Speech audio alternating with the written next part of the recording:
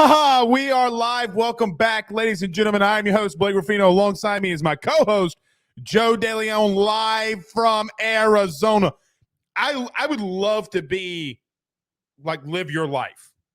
You go to Mobile, you go to Arizona, Believe pays for everything. You know, like I just want a packet of ketchup. That's all I want. You're muted. Of course. I got too caught up in what you were describing me as. Blake, it's the life of a producer. So like I'm getting sent around and traveling. I've got all this stuff going on. It's just for the 2 weeks out of the year that I'm doing such trips, but it's exciting. You know, I'm glad that last week I was running on 12 hours worth of sleep in a whole week. And this week I'm here in Arizona. It's a little bit more laid back, but hopefully the game this weekend's good. That's all that matters. I think it will be. You know, the NFL likes to script things, and obviously we have the Kelsey Bowl.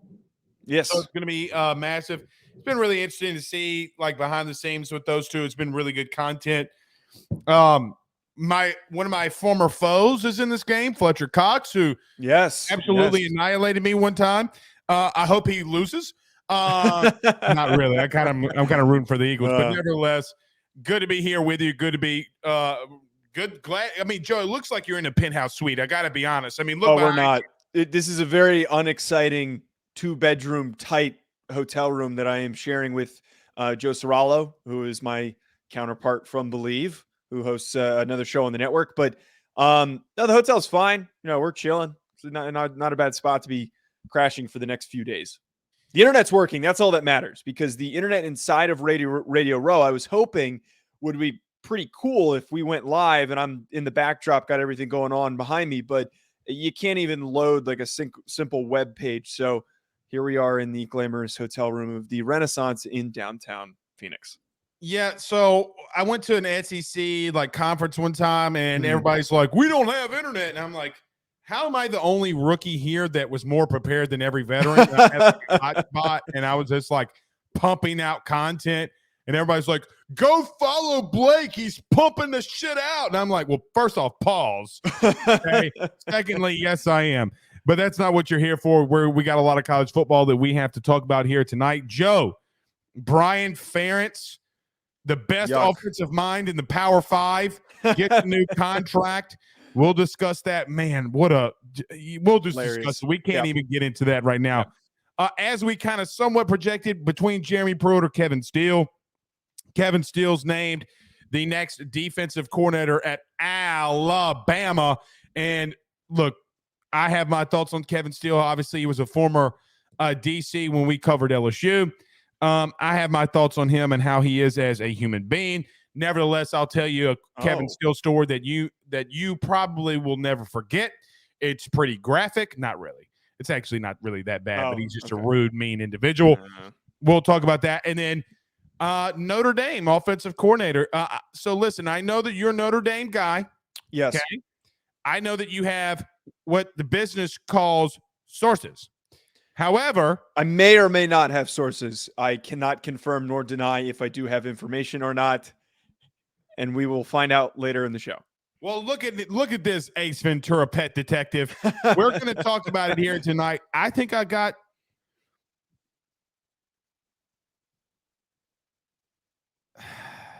never mind.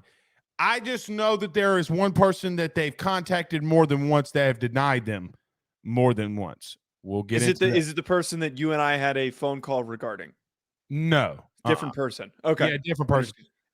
Listen, I mean, no, they're not. You know, we'll get into that. We'll get into that. Joe Brady, if you go there, I swear to God, I'm punching the face. You know, I swear you will. Anywho, so we do have a lot that we have to get in here, or get into here tonight, and so we need to jump in there as quickly as possible. But Joe, let's do this. Let's talk about our good friends over at BetOnline.ag first. Everybody, do us a favor though by hitting the like and share. So many of you watching us live here on Facebook. Do us a favor, hit the like and share to your own social media pages, share to those Facebook groups as well. We appreciate you doing that. Joe, I haven't announced it every single day, but people are being slow like a turtle. I'm going to start calling people Ninja Turtles. I'm trying to give away $200. The way that you do it, you got to subscribe to the Ruffino and Joe Show. I think we're at like 350-ish, something like that. So we're making progress. We're plugging away, but I think that, and I'm sure you can agree, when it's the off season and we're peak off season, there's no spring ball just yet. I think everyone's kind of slugging their way along. They're a little distracted. It's Super Bowl week. We're gonna get them though soon though, Blake. We're gonna get up to that 1K pretty quickly. All right. Well, let's do that. And if we do, we'll give somebody $200, and then you got to go to AYS and subscribe there as well. So everybody rate, review, subscribe wherever you listen to podcasts, all that great stuff. Joe, let's talk about Bet Online. We're back in 51 seconds. Let's talk about the best offensive coordinator in the country, Brian Ferentz, next. Bet Online is the fastest and easiest way for you to wager on all of your favorite sports, contests, events, with the first-to-market odds and lines. Find reviews for all the news for each league, including Major League Baseball, NFL, NBA, NHL, combat sports, college sports, esports, and even golf. BetOnline continues to be the top online resource for all of your sports information for live in-game betting, props, and futures. Head on over to BetOnline today and use your mobile device to join and make your first sports bet. Use our promo code BELIEVE50, that's BELIEVE50, BLEAV 50, to receive your 50% off welcome bonus on your first deposit. That's betonline.ag, betonline.ag.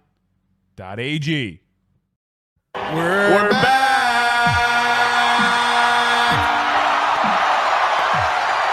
I might change that because I'm so tired of hearing about Texas that I think I'm going to change that. But it's so funny because they aren't back, and then every time I play it, I get like a sense of euphoria, like knowing that Texas isn't back. So nevertheless, all right, Joe, I'm going to give you the floor because you know how long-winded I can be. In case you missed it, Brian Ferentz, the offensive coordinator, got a new contract. Some people are really reacting to this. Now, if you don't know, Kirk Ferentz, who is Brian's daddy, is the head coach. He's been there a long time. But, Joe, I'm going to tell you something before you get rolling.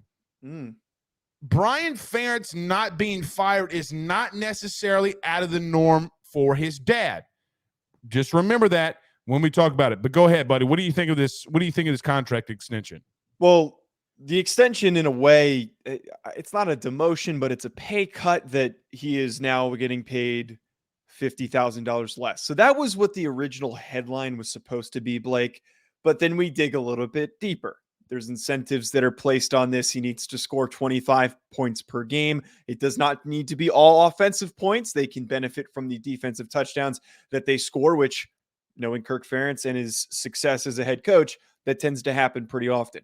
But I think that one of the most ridiculous things is knowing that Brian Ferentz is making $850,000 to produce the product that he did last season and in his time as the offensive coordinator for Iowa. Look, I think that there's not much that needs to be, I think, dove into on this. We can sit here and try to pull all the numbers. Everybody knows how. A word. I just made it a word. Anyway, continue.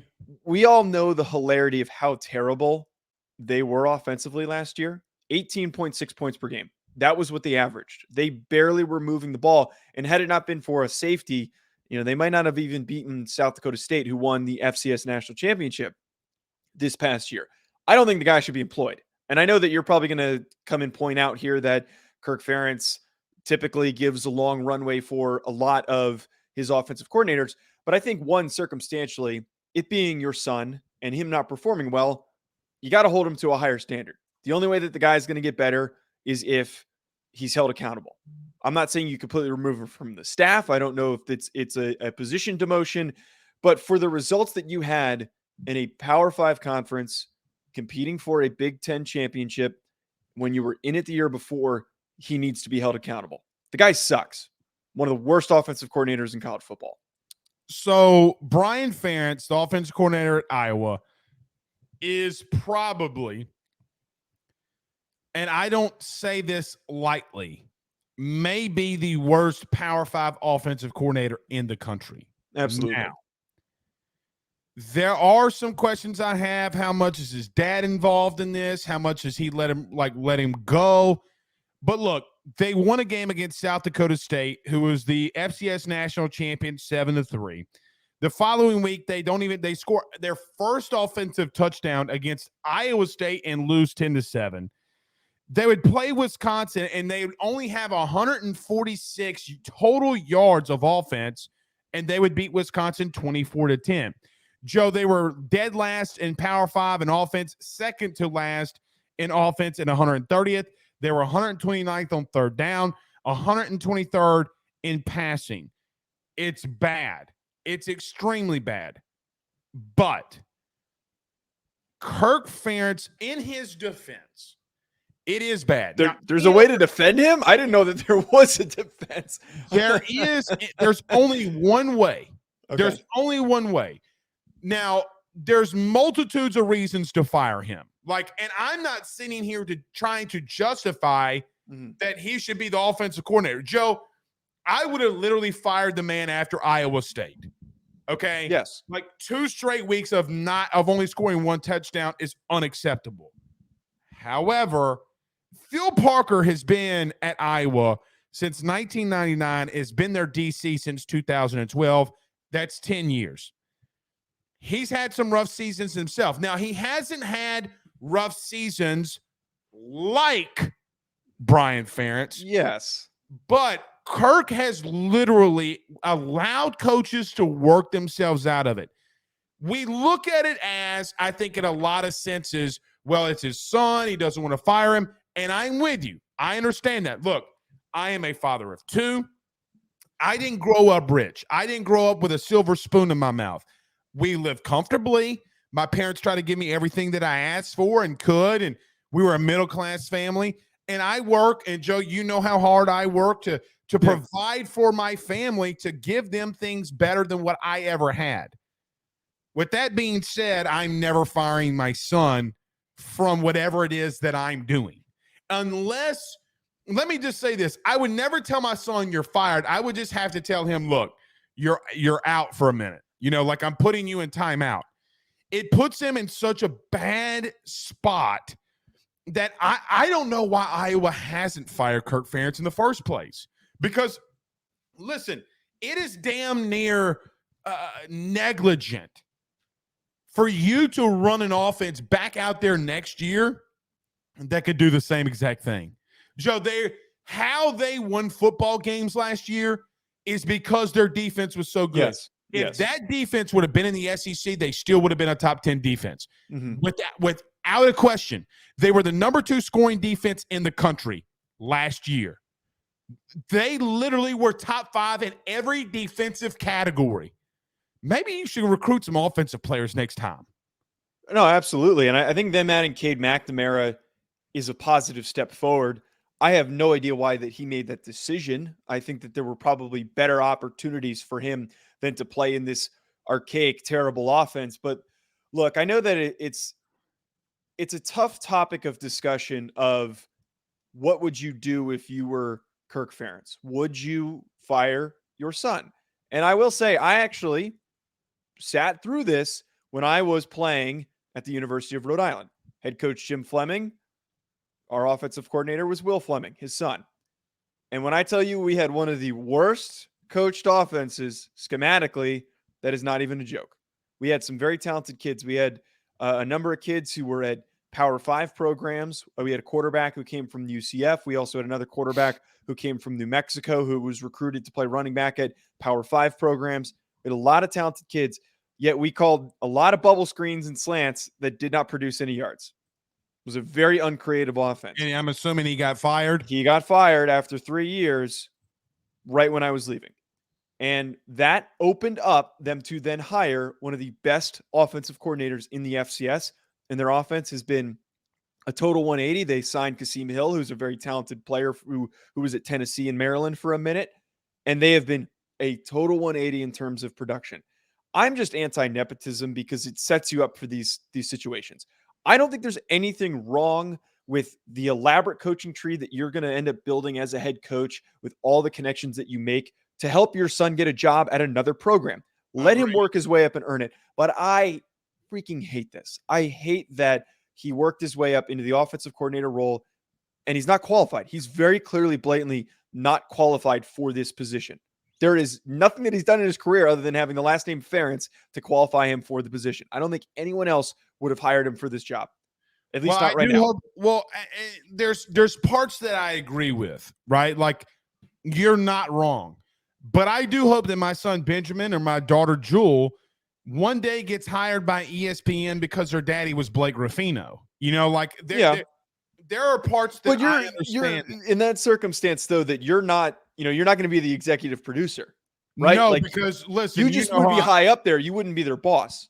Right. Well, you know how I am. I'd punch somebody in the face. I can't, like you're late if you're on time with me. I think that you know that. But I get where you're coming from. You know what's more crazy to me than anything out of all of this is that the Iowa fan base is not burning that football ops building to the ground.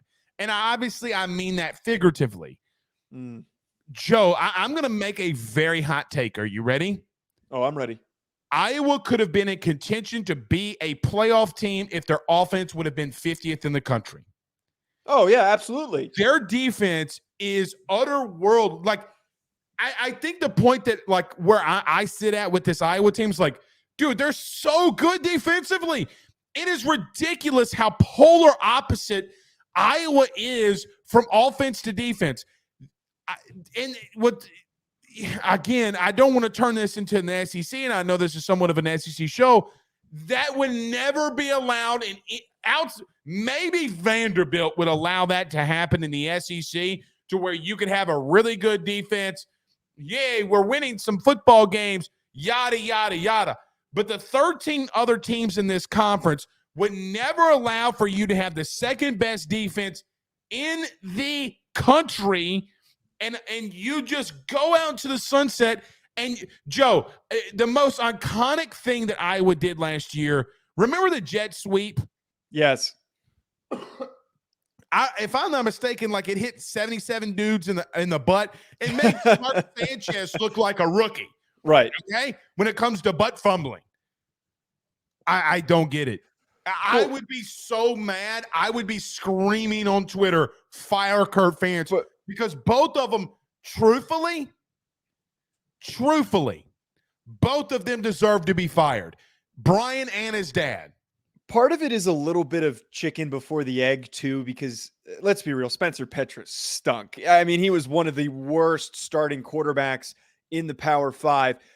Ultimately, I do completely agree with you. I think if you put Stetson Bennett in that offense, I think that they would have. Don't you dare! They would have been competing dare for the Big Ten. Absolutely. Well, let me ask Purdue you could make it to that McNamara. Do you think they can compete now? Not with Brian Ferentz running that offense. Because Cade McNamara is fine. Like, he's fine. Stetson Bennett was better than Cade McNamara. You shit on Stetson Bennett for 17 straight weeks, and then you could have come in here and says, well, they would have had Stetson Bennett. They would have won football games. But that wasn't what I was saying about Stetson Bennett. I was misunderstood. All I said was Stetson's not an all-time great quarterback. I said that he was a great player at Georgia, and he was a great player this past season. I think he deserved all the recognition he earned. All of it. I never once said that he wasn't a good player. I just said that he wasn't an all-time great. My point here is, if you plug in one of those quarterbacks on that roster, and there's limitations to that roster, they likely could have won the Big Ten. You're no shit. There's some limitations. You're in Iowa. Name one thing Iowa's known for, and don't say corn. Good linebackers like Jack Campbell. Did Luke Kuechly, did he go to Iowa? No, it was Boston College. Boston College. You remember those long streaks of linebackers coming out of Iowa and Boston College? Where did those dudes go to? It's a great question. And they're still able, Iowa, to that point, though, is still able to produce so much defensive success. They have been so good defensively. It's ridiculous how good they are defensively, Joe. Like, again, this is legitimately why, like, people in the South, especially the Southeast, make fun of all other conferences. Yeah. When you can have that good of a defense and just shit the bed offensively. I mean, that level of ineptitude would not. They have more white people than Costco does on a Saturday evening. They have more white people in Iowa than they do at mayonnaise conventions. Okay? They have more people white people in Iowa than you would see in Comic-Con, and somehow they find ways to win. Joe, they had 146 yards of total offense and beat Wisconsin. Yeah. No, that is the hilarity of the way, Wisconsin fired Jim Leonhard, by the way. Which they didn't fire Jim Leonhard. They just didn't. What? You're not. Yes, I mean technically they did. No, they weren't. That they weren't retaining him. Luke Fickell wanted him to join the staff. That was Jim Leonhard's decision. Oh bullshit! I thought that was Jim Leonhard's decision to not join that staff. Joe, I was born at 7:32 at night. I'm going to continue to unless you have sourcing. I don't know about that. I don't know because Luke Fickell that was reported on that Luke Fickell was smorted. They had a long conversation and they weren't on the same page. Well, it doesn't have anything to do with the green. I don't believe that. How did he have a defensive coordinator 12 hours after the fact? Oh, I'm sure that I spoke with Jim Leonhard, and then 12 hours later, I got a defensive coordinator hired. I'm sure that he had options. I mean, I don't think that's unrealistic to assume that he had. Well, because it's a difficult decision to make there. Do you retain the elite defensive coordinator that you already have, or go with the guy that you already were planning to hire? I don't know, but Pierce Lee said, Blake, you better chill out on Comic-Con. He's probably right. Well, but really random story before we transition to the Kevin Steele news. I don't know why this reminded me of this. So the last time I was in Arizona, I came to the Fiesta Bowl between Notre Dame and Oklahoma State. That was very disheartening game to watch. But the night before the game, in the hotel I was staying at, my buddy and I made a realization that there was a furry convention going on at the hotel. What's a furry? You don't know what a furry is? You're going to have to elaborate because the things that I call furry. A furry is an individual who dresses up in an animal costume and then they had a convention for that. I'm not even joking. Dude, I was going to get food. These people are walking around with tails and shit. I'm not even joking, Blake. This is 100% real. It is the scariest group of individuals you ever see in your life. Were they like meowing?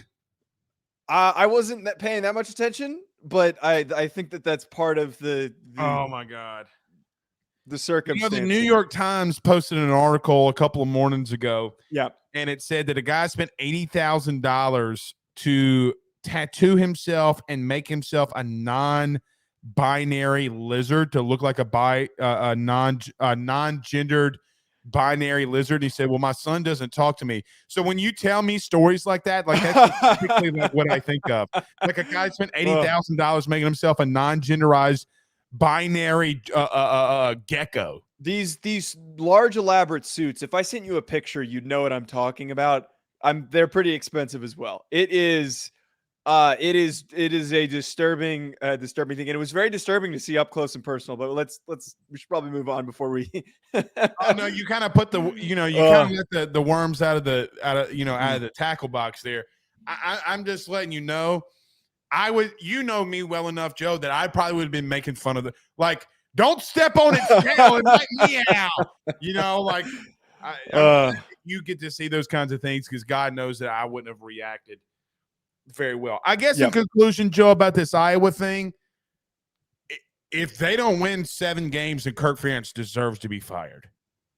Oh, absolutely, because it contributes to it. If they lose that many games, it's because of a lack of offensive production. It absolutely is. And they just lost one of their best defensive players to Oregon in Justin Jacobs. And they had a lot of talented DBs that are leaving as well. It is going to be an uphill battle. And they lost out on Caden Proctor, who was top offensive lineman in the class. So you're not recruiting effectively. You're keeping your son who stinks at his job. If they do not produce up to the level of that contract, and even if they win 7 games, I think his job should be on the line. I don't see a realistic reason why Kirk Ferentz should be allowed to return with a lack of results without even a Big Ten bid in the championship game. That should be what the ceiling is for him. If you are Alabama and you look at that and you're like, I just don't understand how Iowa fans lose their best player, an offensive productive guy, or the best probably offensive lineman that they've ever had in the state. How you allow this to go on without an outright riot? I mean, at least I'm not seeing it.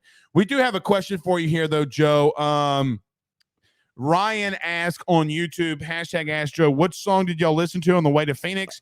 Blake's recommendation or mine? No, neither of them were picked. Wait, hold on. You mean to tell me that you didn't and I need you and I miss you and now I wonder. You didn't ever listen to that song on the way? No, I know the song, and I should have held Josh accountable for playing that song, but he was the one who. Oh, somebody did play it. Somebody took the recommendation. So no, we did not play it. Oh. I wanted him to play it. I should have held him more accountable for it, but for the whole 5 hours, no, we did not play either of those songs. I just feel like Josh Fisher doesn't like me. I mean, I make one request. Oh, you hit a No. I was about to say no. I don't think that's true. Which we should get him on the show at some point. The last time I had Josh Fisher on any one of my shows, he came in here in a vest and glasses were on. It was 95 degrees outside. You remember that? I mean, anyway, it was a great bit. I got to say that much. It was. All right, let's transition here, Joe. Yep. Do you want to tell our listeners about Bet Online before we talk about Kevin Steele? Yes, sir. We've got the Super Bowl coming up, and if you're like me, you want to bet on the game. I got prop bets. I've got bets on the outcome of this game. I found out today that if your team or if the team that wins the coin toss is most likely to win over the last 14 years, the team I'm mixing this up. I think it's if you lose the coin toss. I'm messing this up. Completely ignore me. BetOnline.ag if you want to go. Brandon Lane gave me the scoop, and I need to go ask him it tomorrow. I completely effed that up. BetOnline.ag, though, is your place if you're like me, you're looking for somewhere to bet. If you want to use BetOnline, make sure you use our promo code BELIEVE to get our 50% welcome bonus on your first deposit. BetOnline.ag, where the game starts. Wow, that might have been the worst read. Yeah, so in the history of the show. I forget what it was. It was reprimanded. All right, ask B Lang. I'll get that information corrected. So look, let me first start off by saying this. I'm pretty sure that I've said this on the show before. I said it last night. I don't remember, but it bears repeating. Alabama hired Tommy Rees as their offensive coordinator, and what we're about to talk about, Kevin Steele as their DC. Joe, if any other coach in the country besides Nick Saban would have hired those two as their coordinators, we would be up on podiums laughing at them. A lot of people I listened to somebody around Notre Dame today. They said that, whoa, Tommy Rees in 2020 was really good. Well, I don't necessarily agree with you on that. But let me tell you a quick story about Kevin Steele. Yeah. I know for a fact, and I'm not going to tell you which destination or where he was coaching at, but I think that you could put two and two together. A player lost a family member. Okay, starter on the team. And he told Kevin Steele, like, Coach, listen, I'm going to be out Monday, Tuesday. We have the wake, funeral, okay, Coach knows. And basically, Kevin Steele had some very choice words for the player. Okay. I know the player. The player's been on my show before. I mean, it was really awkward. The next year, he didn't coach there at the school that he was currently at and did that to that player. Kevin Steele's a pretty damn good, I think, is one of the better defensive coordinators in the country, Joe. He's been coaching 39 years. He's been, coaching longer than Tommy Rees has been alive. He's been around the block. There's not a lot that he hasn't seen. He did a really good job in 2019 again when he was at Auburn against the LSU team. He's had some really good stops from really good places. Kevin Steele's a cancer. I don't think that he'll be a cancer long at Alabama because Saban will fire him, and Saban's been around him multiple times. I don't think it's a great hire. I don't think it's an overwhelming hire. They were 65th in total defense at Miami. Yes. Their defense literally let App State and Southern Miss and all these other teams or whoever the Rudy Pruitt was march up and down the field on them. Another thing, Texas A&M absolutely stunk. Texas A&M had their best offensive performance against, wait for it, Miami. I just don't think that Kevin Steele is going to be the trend center that everybody believes at Alabama. I think that it was a very subpar hire. But I will tell you, I'm glad that this is over because this has been a whirlwind of having to keep up with these Alabama coordinators. Saban's not above reproach, and you can clip this. You can say whatever you want. I get that he's the GOAT. I get he's the best of all time. But to sit here and say that you don't have severe question marks around Kevin Steele and Tommy Rees as offensive coordinator, regardless if Nick Saban is higher than them or not, you are an outright dummy if you think that those are just two slam dunk hires. There's nothing statistically, there's absolutely nothing that Tommy Rees and Kevin Steele have done over the last 5 seasons that would make you say, oh, shit. It's not like Nick Saban went out and hired Lane Kiffin or Steve Sarkisian or Brian Daboll. It's not any of that. It's not like Kirby Smart and his bowl cut is on the sidelines. Let's call it what it is. Joe is it's a suspect hire. Well, I must be a dummy, Blake. Look, I don't like the Tommy Rees hire. And I understand that context of that story you're telling me, Blake. Look, separate from that story. You are separate from that story, Blake. I think that is terrible that he treated it that way. And honestly, Kevin Steele does give off those vibes that he is a very hard person to work with. Okay, he gives off those vibes, and he would say something as disrespectful as that. But I think if we look at how he was as Auburn's defensive coordinator from 2016 to 2020, his worst year was in 2020, when they finished 38th. Before that, we have 17th, 14th, and 11th. I understand what you're saying. For them to finish 65th, as you said, and he still got fired, and nobody hired him as their head coach. What does that tell you, though, Joe? Are you talking about from Auburn? Are you talking about from Auburn when he was fired? Look, I get that he had a bad time at Baylor, but how do you have that good of defenses and nobody wants you? Well, I think that there are a lot of coordinators out there that have had times to prove themselves, and the understanding that they can be difficult to work with, that a lot of athletic departments and athletic directors, after they hear enough stories, are going to say, I don't want the guy as my head coach. I'd put up with him as a coordinator if there is a barrier in the way, but I do not want to put up with him as a head coach. I think that those statistics are enough to prove that the guy went in the SEC with the talent to work with can be a productive defensive coordinator. I don't hold him accountable, honestly, for that this year of 2022 as Miami's defensive coordinator, to be completely honest. Who is the best and most talented defensive player on that roster? I can't sit here and tell you who it is. That defense stunk. It was booty. They're at least on offense. They had a couple dudes. Tyler Van Dyke has some traits, but they completely mishandled him. I don't think that there was a single draftable player on that defense for Miami. Not a single one. I'm sorry. Go ahead. Continue. No, that was it. I just don't think that there was any talent to work with. To finish 65th is a miracle. I think that you're missing one massive point. Okay. Kevin Steele's not going to call his defense. He's going to call Saban's. Kevin Steele. How bad is that, though, that if he's not calling his defense? Like, is that really going to hold him back that much? They wanted Pete Golding out. Pete Golding had better numbers than Kevin Steele. What does that tell you? That Nick wants ultimate control. Alabama in those 3 years from 2017 until, if I'm not mistaken, or somewhere around there, if I'm not mistaken, I think they went 2-1 or beat Alabama twice. They beat him in 19. They had success against Alabama.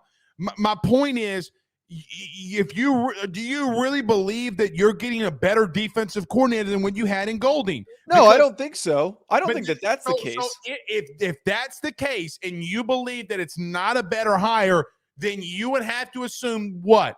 It's an underwhelming hire, because the guy that you wanted to leave, the guy that they wanted out, you insert Kevin Steele into this? I believe, and maybe I'm off base here, that Golding's leaving has more to do with what we just mentioned, where Nick Saban always wants ultimate control. And I think Golding is now in a situation going to coach under Kiffin. He now has more autonomy on his defense. And, someone like Kevin Steele, I think Saban, I don't know if he can control him more, but I'm not saying that this is a better person to run this defense than Golding was. That's not what I'm saying. But for the circumstance of it seems to have been a mutual parting of ways. That's what it feels like. Kind of like the Bill O'Brien situation, a mutual parting of ways. If you have to fill this position with limited guys available, I think that Kevin Steele is a quality hire. What was Alabama's defensive stats in 2014? Zach, can you look that up? What was Alabama's defensive stats in 2014? Was that when he was last at Alabama? Yes. Or, I mean, as a on-field coach. Right. Because I'm old enough to remember. Now, let me say this. I think when Kevin Steele is given the ability to just call his defense, he can be deadly. Okay? Okay. LSU had a really good defense in 2015. He had multiple defenses at Auburn that were really good.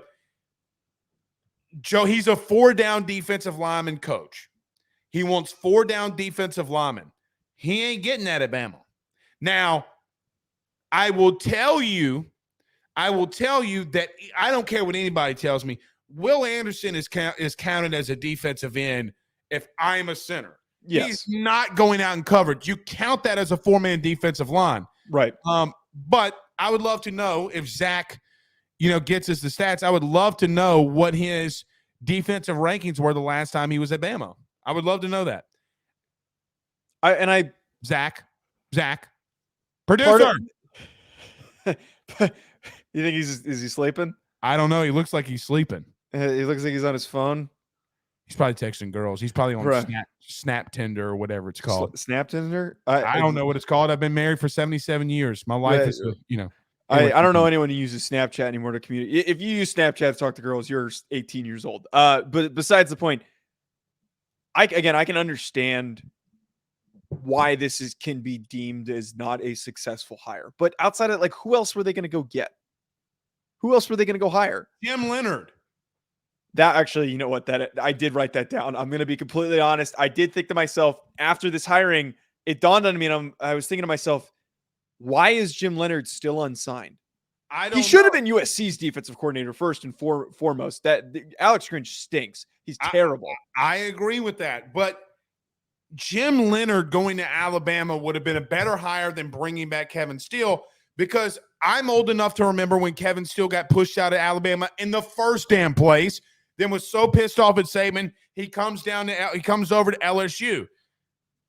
Kevin Steele knows the league. I don't think he will do anything to lose them football games. Mm-hmm. The problem at Alabama, Joe, whether they like it or not, and I will say this until I'm blue in the face, and Alabama fans can hate me all they want, but the goddamn truth is they do not have a play caller problem.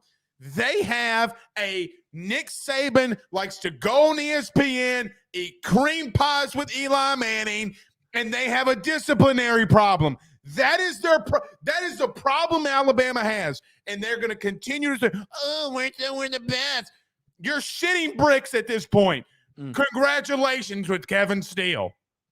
All right, I think you bring myself a heart attack. I think you bring up a really good point, though, Blake, that a lot of people are unwilling to admit that we're at this point with Saban where we're obviously going to give him the benefit of the doubt. We're going to give him the longest leash out of any coach because of his success. He's the greatest college football coach of all time. And he deserves every bit Yes, of it. He does.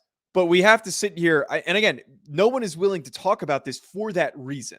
It was like bringing up during the season when once Alabama was out of contention for the playoff and for the SEC, I brought up and begged the question of, is Saban's time done? Is Saban's time leading the SEC done? He's still a good coach, but is his time leading the SEC done? And now it's the other part of things here, Blake, where should we be asking ourselves, does it make sense for Nick Saban at his age, slowly approaching his inevitable retirement, to be doing this, where he is the one who is owning the control of the offense and the defense, of what scheme is called on both ends? And he did that deliberately with both of these hires. And I don't know. And part of me will actually even say, I do not think that it will produce the results and the success that many Alabama fans would hope. They oftentimes blindly trust Saban. I'm taking my hat off in a moment of silence for their coordinator hires. I just want to let it be known. I'm going to light a candle. Let me just end it with this, Joe. They're still going to be really good. They're still going to win a lot of games. I don't think that – don't misunderstand what I'm saying. I think Alabama's going to be a top 5, top 10 team in the country. The chances of them going worse than 11-2 are not that likely. The worst seasons that they've had have been 11-2. I think they're right back in the mix. It's just Yeah. what they do. Absolutely. But there comes a point when you have to start asking the question, what's going on? And I'm not saying that Saban's done. I'm not saying that his reign is over. I still think that he's got one more push in him to get to the national title. I think things become easier for him in a expanded playoff if he can make it that far. Because let me tell you something. You're going to have a really hard time with me to tell me if the 12-team playoff were this year that Alabama doesn't run the table and meet up with Georgia in the national title. They could have done it. They would have done it. They would have done it. Probably would have done it. And everybody in their grandmammy knows that that's a high possibility that they would have done it this year. I just find it funny that, yes, you can be the GOAT. But even though you're the GOAT, people like Tom Brady's the GOAT, and people continue to say, it's all on Brady. Well, why don't you do the same thing for Saban? Did you know, as an example, though, Tom Brady's velocity on the footballs that he threw were the same exact velocity per average than he had 7 years ago? Like, sometimes we make up false narratives, or like you said earlier, which probably is the best point that you've ever made that I've ever heard. And I mean that in a very holistic way. Like, I mean that. Okay. I really do, from my heart, I mean that. The best point that you made is sometimes when someone's so good, you can't see fault in them. I do it all the time. When Joe Burrow throws a pick, I'm like, that goddamn wide receiver freaking sucks. And then I remember it's Jamar Chase. And I'm like, well, he doesn't suck, but it's T. Higgins' fault. Sometimes when you're emotionally attached to something and you think something for so long, something can't be wrong. So I almost don't even think, though, it doesn't even need to be as far as emotional attachment. It's just having enough experience of seeing success and enough accolades. It's easy to assume continued success. And it's like when you brought up Tom Brady, and I think Bill Belichick also deserves a spot in this conversation too, where everyone assumed the past couple of years that Tom Brady was still going to get back to the Super Bowl. But the guy was clearly regressing, and he was on a roster that was getting old and worse. No one wanted to admit it, but people still assumed that he was going to get to a Super Bowl. And the same kind of happens here with Bill Belichick, where everyone's going, well, it's Bill Belichick. He's going to figure it out. He's going to get things fixed and right. But his history drafting over the past few years has been terrible. But drafting has nothing to do with the way that he calls plays. Yeah. Nothing. I'm just saying, in general, decision-making over time can get worse. And as time goes on, does not mean that person is the same person that they were originally. No, and it's okay to admit that people are taking a step back. It's okay to admit that. I agree with you there. And it's going to be interesting to see how that all unfolds in Tuscaloosa. You think Alabama wins the SEC next year? Way too early? No, I don't think that they do. Who do you think does? Is either Georgia or Tennessee. Repeat? I think it's going to be Georgia or Tennessee or LSU. It's one of those three teams. I think LSU has the best circumstance because they're returning Jay Daniels, and we've talked about a lot of this stuff. But I do not think that it's Alabama, and my main reason is the question mark that they have at quarterback. I don't trust Milroe, and I don't know what Ty Simpson is. So it's like, what having a good quarterback is the most important thing for winning a national championship. You need an above average quarterback at the bare minimum. And I don't know if either of those guys can be that. There's no proof. You don't think Tommy Rees could do something special with a Jalen Milroe that can run the football the way that he does? I mean, he didn't do it in his time at Notre Dame. He had Tyler Buckner was a highly regarded recruit. Milroe's a different animal. Tyler Buckner was really highly recruited, dude. He was really highly recruited, and he stunk. He didn't develop one bit. Well, you're the Notre Dame guy. I'm not going to disagree with you in that. Speaking of Notre Dame, look, let me just, as we go into this Notre Dame thing, I know you're a Notre Dame guy. I know for an outright fact that Byron Leftwich is going to be in Houston within the next couple of days. Okay. I know that you said this a little bit earlier. I'll say it for you. because of the sourcing that we have. I've had some people tell me around the Saints that, they've kind of inquired, and, I don't think that Byron Leftwich is leaving the NFL. I really don't.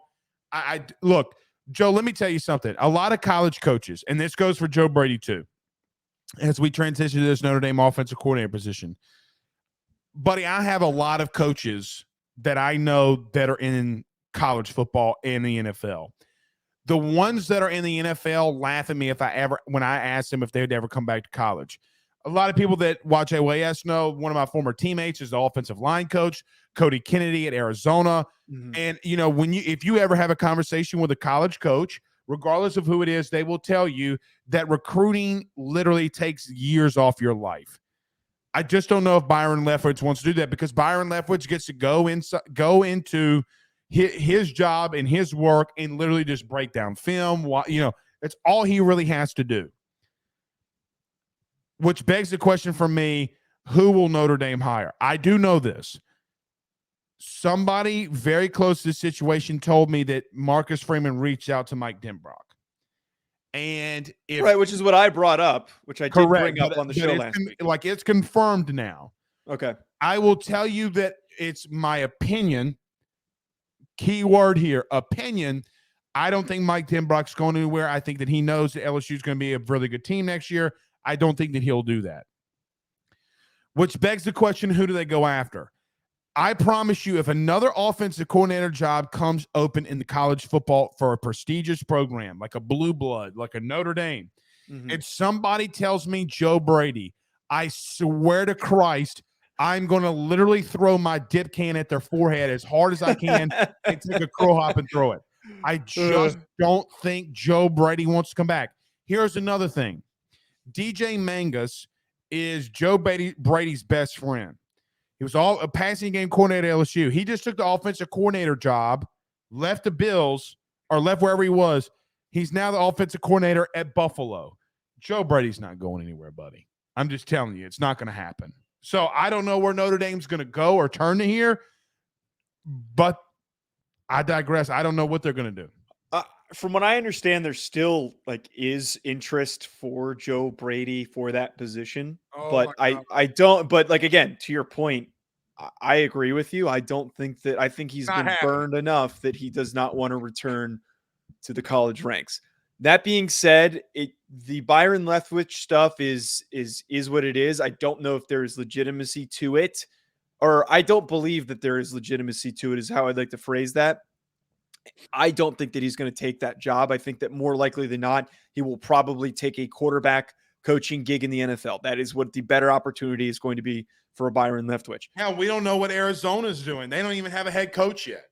Yeah, and look, oh man, the Denbrock thing is interesting though, because I think that here's what I think with Denbrock, that you've confirmed that there was an actual conversation that had happened. I didn't say conversation. Or a reach out. Bingo. A reach out. They have a connection from Cincinnati. There is a connection there. I do not know in what level of esteem Denbrock holds a program like Notre Dame, because look, to be fair, and I know that twice. I mean, he was there twice under Kelly, but it was Brian Kelly though. Right. And I know some people in the chat and some people who in general who watch this show might laugh at me saying this, but outside of the South, a lot of people that come from the Midwest, there is this strange level of, I'm trying to think the best way I want to phrase this, their prestige for the University of Notre Dame, where a lot of guys, if they get offered a job there, they will take it. That's just by purely the name alone, because of the history of the school and what it means to the Midwest specifically. The Midwest and the Northeast specifically. It's a regional thing. Just like if Alabama called up some guys in the South, a lot of guys would leave to go to Alabama because of the prestige in the South. And I don't think it's impossible. If they can surpass the contract that he's getting at LSU, if Notre Dame can pull that kind of money, I don't think it's impossible. They're not going to. They're not. Let me just say. What's his current contract? If I'm not mistaken, he's making around 1.5 to 1.75 million. They're not. Yeah, I don't think Marcus Freeman's making significantly more than that, I think, off the No, top he's of my head. not. I mean, he's Yeah. making close to around 5, which is really, or 5 or 6, which Which is is low. relatively low for a college head football coach, especially at Notre Dame. Right. Mike Denbrock's not going anywhere. I said this last night on my show. I'll rehash this with you. The only way Mike Denbrock leaves LSU is because Sam Hartman is able to convince him to do that. He's been with Brian Kelly since Grand Valley State. I think that they know that there's something special going on in Baton Rouge. You're not going to outbid LSU. The same people who say LSU is behind in NIL are the same people who were like, LSU's got the money to pay a coordinator whatever they want. Buddy, they were legitimately. Let me just tell you a quick story. Yep. Orgeron, Coach O, confirmed my report. When we started AYS, I came out with a report, and this is what, 2016-ish, late 2016, like maybe November, like around Thanksgiving, late November, early December. And I come out and said, well, Lane Kiffin is probably going to be their next OC at LSU. Okay. He was leaving Alabama. All that story came out and saying Nick Saban stopped it. He went to FAU. You know the rest of the story. Yep. LSU was about to make Lane Kiffin the most highest paid assistant coach that would still be in college football at $2.5 to $2.75 million a year, because they were only paying Orgeron $5 million a year, and they thought that they can get Lane Kiffin. My point is, you're not. I get Notre Dame as Notre Dame, but me and you have had this conversation before. Until Notre Dame drops their Catholic nuts and says that we're not going to get outbid, they're not going to make moves like they're not going to be able to make moves like this. Let me give an example. I agree. Yeah. Alabama goes up and gets Tommy Rees, of all people, who's an alumnus of Notre Dame. But Blake, here's the thing, though. I don't think that there was a fight. From what I understand, it does not sound like there was much of a fight to keep Tommy Rees. Like I mentioned on the show. But there's a persona that you have to maintain.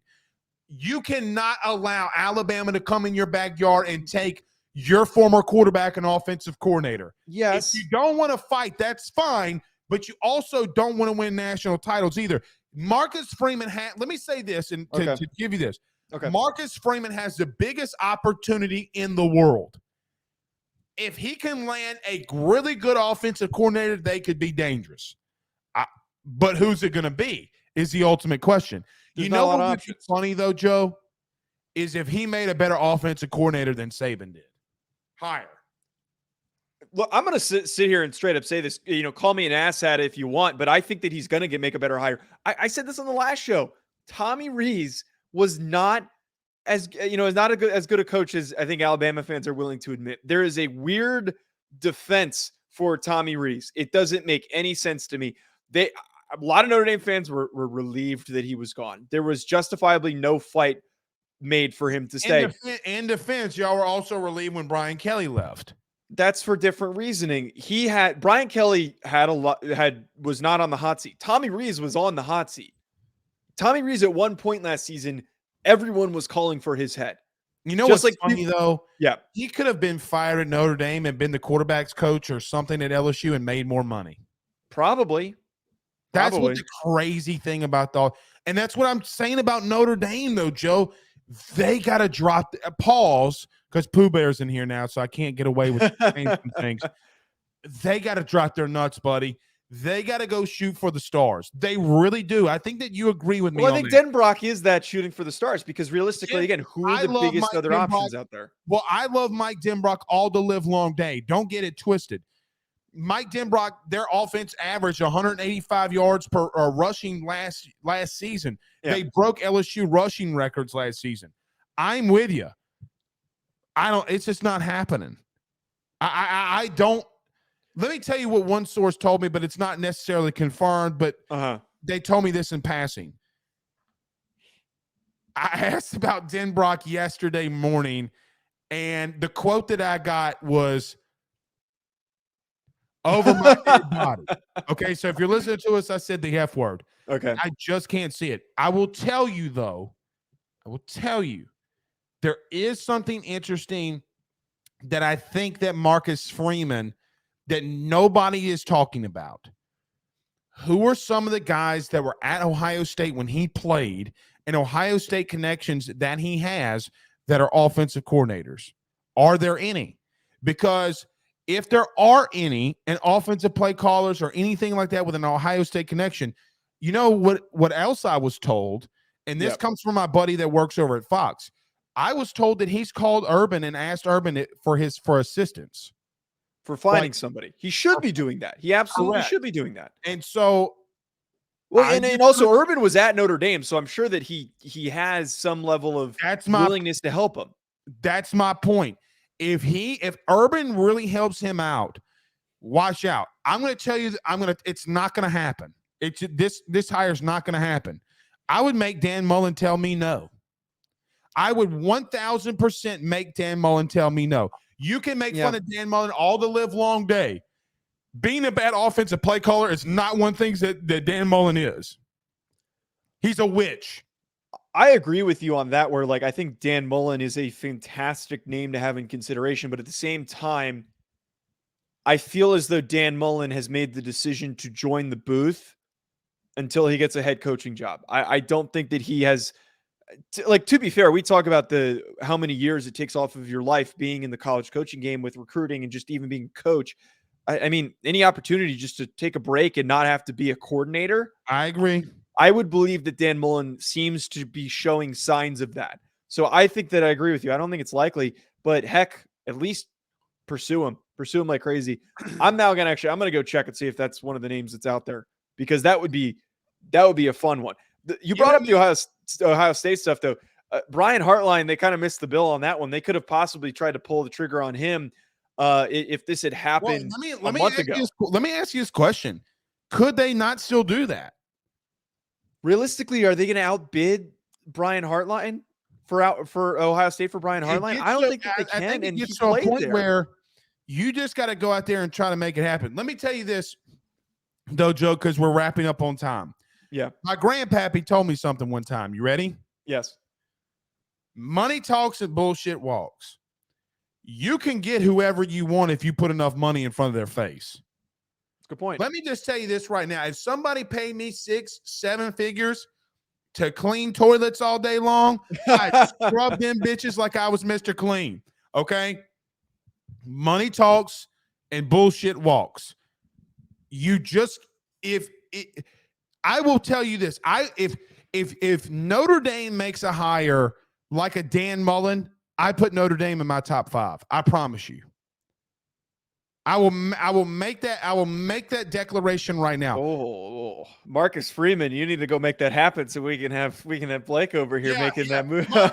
Mark, clip this. Marcus, make a great offensive coordinator hire so you can get on my list of great teams going into 2023. It's a great aspiration to have. Well, he owes me. Not coming to LSU. Now, it was the best decision he ever made because Orgeron got fired. Right. Nevertheless. All right.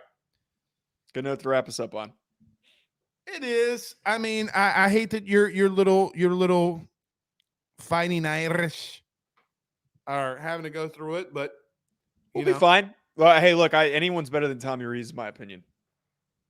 Don't say that. Because dude, I did not like Tommy Rees. Did not like Tommy Rees. It wasn't worse than Jake Peets. Okay? That's true. Yeah. But they're not going to make a hire that bad. I at least hope that Marcus Freeman doesn't. There are good options on the table from what I understand. You really don't know. You got to see how he reacts to this. I'm going to get this. I'm going to get the scoop. That's all I got to say. Break the news. Don't be a Rudy Poo. No, I'm not allowed to. Who? Because never mind. Never mind. I'm not going to be petty. I'm not going to be petty. Okay. If I'm going to say I'm not going to be petty. It's not my information to share. That's all I got to say. Who gives a shit? Run it. You know who also told me that? Who? Told me that exact verbiage? Eric Weinberger. Who cares? Run it. Who gives a shit? Oh, do you know how many times I get the turn your phone around and record it or just post it? No, it's great philosophy. It absolutely is. Being timid doesn't get you anywhere. You want to hear something funny? I was on the phone with Eric when LSU was going to hire Matt House. So on the phone with him. Driving home, said, yeah, LSU's about to hire my house. He goes, well, what the fuck are you telling me for? Run it. And I'm like, yeah. He's like, run it. Best decision I ever made. So anyway, shout out to Eric Weinberg. All right, Joe, we're out here until maybe the weekend, maybe, or whenever we go. Yeah, I'm around. So we'll schedule our next one. All right. Till then, we're going.